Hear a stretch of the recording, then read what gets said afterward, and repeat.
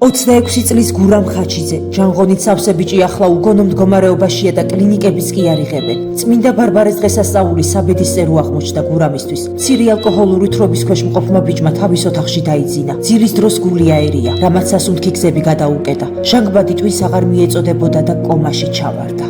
ამაზე მეტი ტკივილი. ამაზე მეტი ტკივილი არ არსებობს.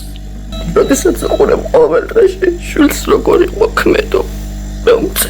უბედურება კი ისაა, რომ გურამს არც ერთი კლინიკა იღებს. ამის მიზეზი კი ისაა, რომ იგი სრულებით უკონტაქტუა. ამჟამად იგი საექთნო მომსახურების ცენტრში წერს. გურამი საბრალო დედა ყოველთვიურად 6600 ლარს იხდის, თუმცა ქალს ყველანაირი რესურსი ამოეწურა. ბიჭს თავის ქალიდან ძვლები ამოუღეს და ახლა საჭიროებს იმპლანტების ჩასმას. გურამს ასევე ესაჭიროება თავში შულდის ჩაყენება. სადიშოვოს ფული საბრალო დედა. აი ასე გამოიყურებოდა გურამი იმ საბედისწერო დღემდე. ღმერთო, ასეთი ვაჟკაცი მიწამ როგორ უნდა შეჭამოს? არა, ჩვენ ეს არ უნდა დავუშვათ. კვალიფიციური ექიმები ძალღონეს არიშურებენ გურამის გადასარჩენად, თუმცა ბიჭს ბევრი ოპერაცია ესაჭიროება, რაც პატარა თანხებთან არ არის დაკავშირებული. კეთილო ადამიანებო, თქვენ მიერ გაღებული თუნდაც ერთი ლარი ამ ვაჟკაცი ბიჭის გადარჩენაში დიდ წვლილს შეიტანს. სიცოცხლის წამსზომი ჩართულია.